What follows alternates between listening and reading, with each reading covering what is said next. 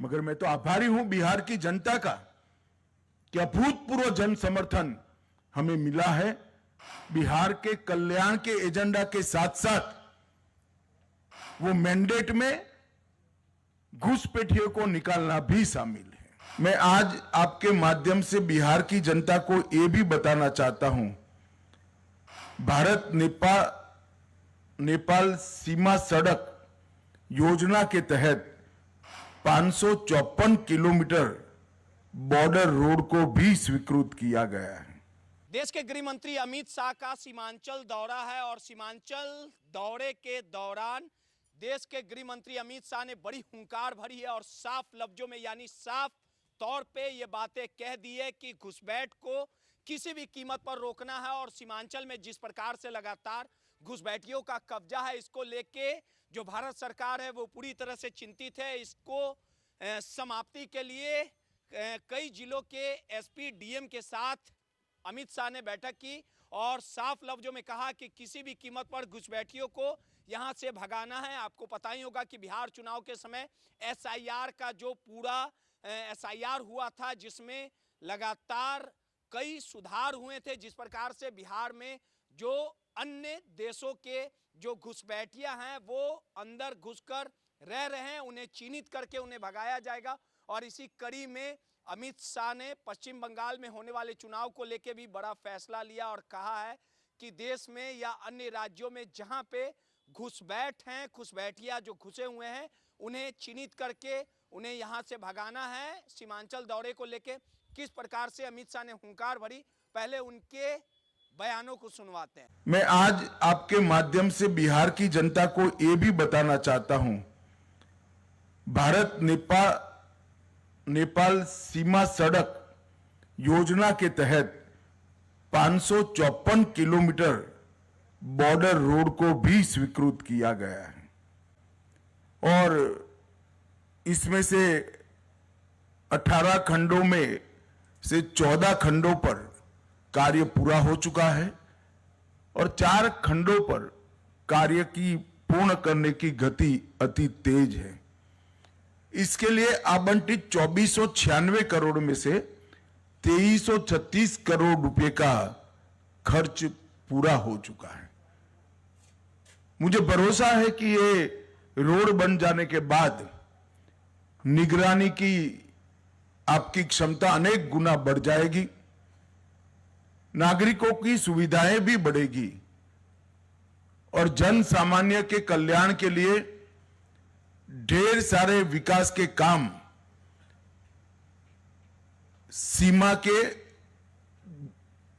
अंत तक पहुंचाने में बड़ी सरलता होगी।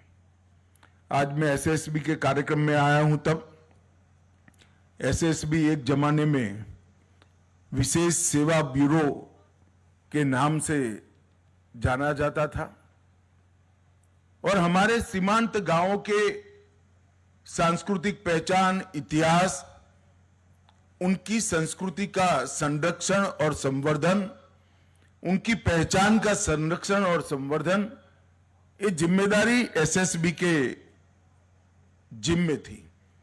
बाद में समय के साथ साथ 65 से लेकर आज तक काम बदलता गया, परंतु अटल जी की सरकार के वक्त एक निर्णय हुआ कि भारत और एक देश की सीमा पर एक ही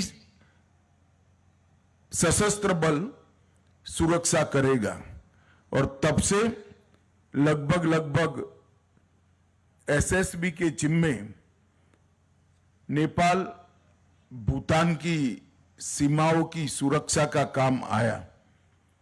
2001 में 1751 किलोमीटर लंबी भारत नेपाल की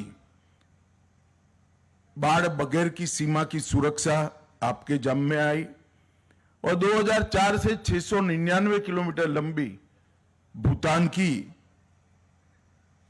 लंबी सीमाओं को आपको सौंपा गया और आपने हर जगह पे कठिन से कठिन परिस्थिति में सीमाओं की रखवाली और गांव के जो भारत के रहने वाले नागरिक हैं उनकी कुशलता की हमेशा चिंता की है।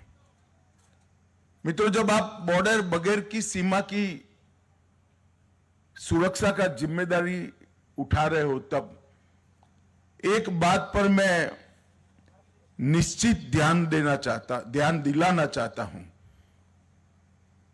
कि सही है कि बॉर्डर इसलिए नहीं कि हम मित्र देश की सीमा की सुरक्षा करें, इस सीमा की सुरक्षा करें जो भारत के साथ मैत्रीपूर्ण रिश्ते हैं, परंतु ये जरूरी नहीं कि हमारे देश के दुश्मन और देश को नुकसान करने की मंशा रखने वाले तत्व वो देश के रास्ते का उपयोग कर भारत में प्रवेश न करें। इसलिए हमेशा सीमा सुरक्षा बल ने अपनी नजर भी पैनी रखनी पड़ेगी और अपने इंफॉर्मेशन के स्रोतों को भी बहुत मजबूत रखने की जरूरत है। और इसके लिए जरूरी है कि सीमांत गांवों के अंदर सीमा सुरक्षा बल के जवान और अधिकारी दोनों का संवाद हो, संपर्क हो और अच्छे संबंध हो, तभी हमें गांवों से इंफॉर्मेशन मिल सकती है। उसी तरह से सीमा के उस पार जो सशस्त्र बल है उसको भी हमने हमारे रिश्तों के माध्यम से हमारे काम में उपयोग भी करना चाहिए और उनका भी सहयोग करना चाहिए। सीमा की सुरक्षा के साथ साथ अवैध स्मगलिंग, नारकोटिक्स और कई प्रकार की ऐसी गतिविधियां हैं जिस पर हमें पैनी नजर रखनी है। मैं तो चाहूंगा कि एसएसबी के सभी अधिकारी बैठकर इसके लिए एक एसओपी का निर्माण करें, जिसको जवान तक नीचे तक ट्रेनिंग के समय से ही सिखाया जाए। मैं निश्चित रूप से मानता हूं जहां बाढ़ लगी है, फेंसिंग है, वो सीमा की सुरक्षा करना सरल है। उस और मैत्रीपूर्ण व्यवहार रखने वाला देश न होने के बावजूद भी सरल है, क्योंकि बीच में बाढ़ है। मगर जब खुली सीमा की सुरक्षा करनी होती है तो अनेक प्रकार के सीमा सुरक्षा के नए आयामों को हमने एड्रेस करना पड़ता है, पहचानना पड़ता है और उसका समाधान भी ढूंढना पड़ता है। तो सीमा सुरक्षा बल के डीजी और सारे अधिकारी बैठकर एक ऐसी एसओपी बनाए जो सभी खतरों को नाप लेने में सक्षम हो। अभी कुछ दिन पहले मैंने वाइब्रेंट विलेज कार्यक्रम 2 का आसाम में लोकार्पण किया था और वाइब्रेंट विलेज 2 और वाइब्रेंट विलेज 1 मिलकर बहुत महत्वपूर्ण सुधार गांवों की स्थिति में करने का लक्ष्य हमारे प्रधानमंत्री जी ने रखा है। मुझे पूरा भरोसा है कि इस लक्ष्य को हम सिद्ध कर पाएंगे। नरेंद्र मोदी सरकार का बहुत प्राथमिकता वाला एजेंडा हमारे जवान और उनके परिवारजनों की सभी प्रकार की सुविधाएं बढ़े और कष्ट कम हो, ये है। इसलिए हमने आयुष्मान सीएपीएफ, आवास योजना, आवास वेब पोर्टल, प्रधानमंत्री छात्रवृत्ति योजना, बहनों को भर्ती करते हैं उनके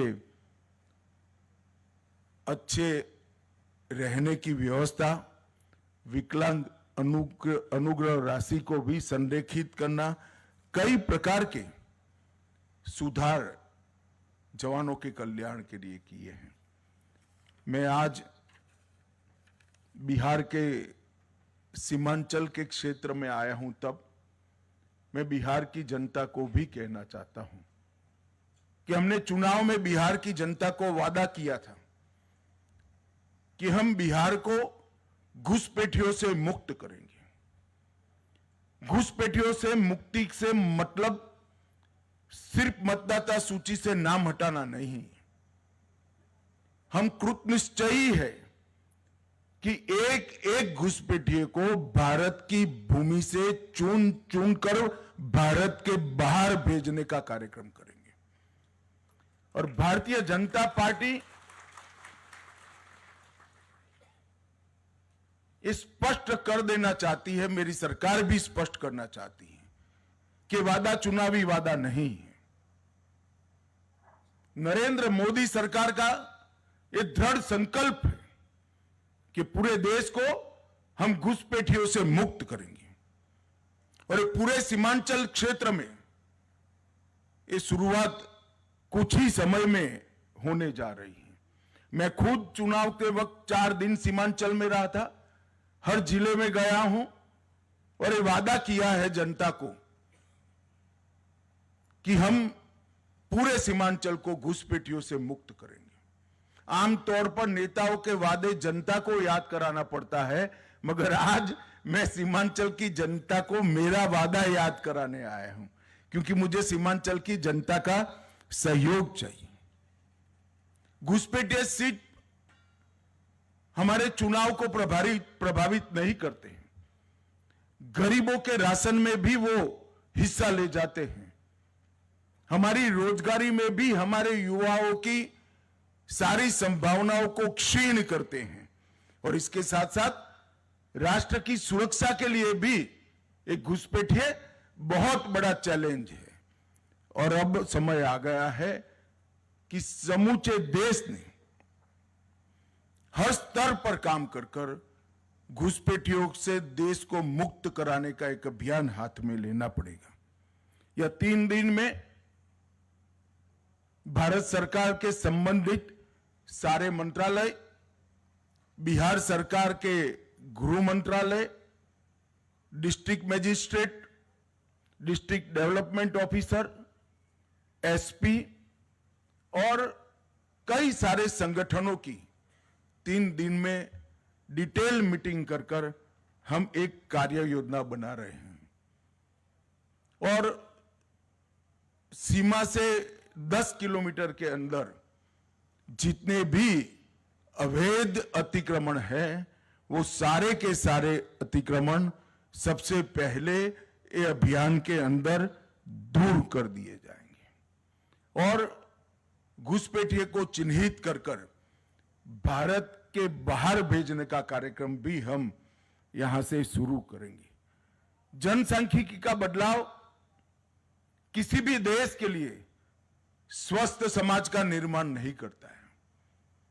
जनसांख्यिकी की स्वाभाविक वृद्धि इसका स्वागत है, मगर अतिक्रमण से, घुसपैठ से जनसांख्यिकी का बदलाव किसी भी देश की संस्कृति, इतिहास और भूगोल तीनों के लिए बहुत खतरनाक होता है और हम इसको जानते हैं।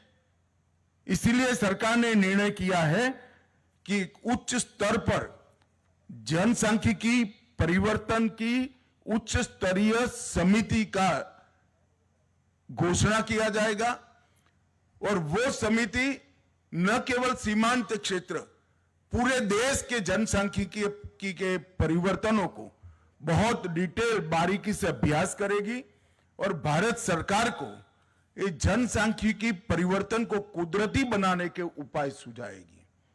और सबसे ज्यादा प्रभावित जो क्षेत्र है जनसांख्यिकी परिवर्तन से, बंगाल, बिहार और झारखंड का क्षेत्र है।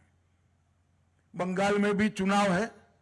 मुझे पूरा भरोसा है कि इस बार भारतीय जनता पार्टी की सरकार बनने वाली है।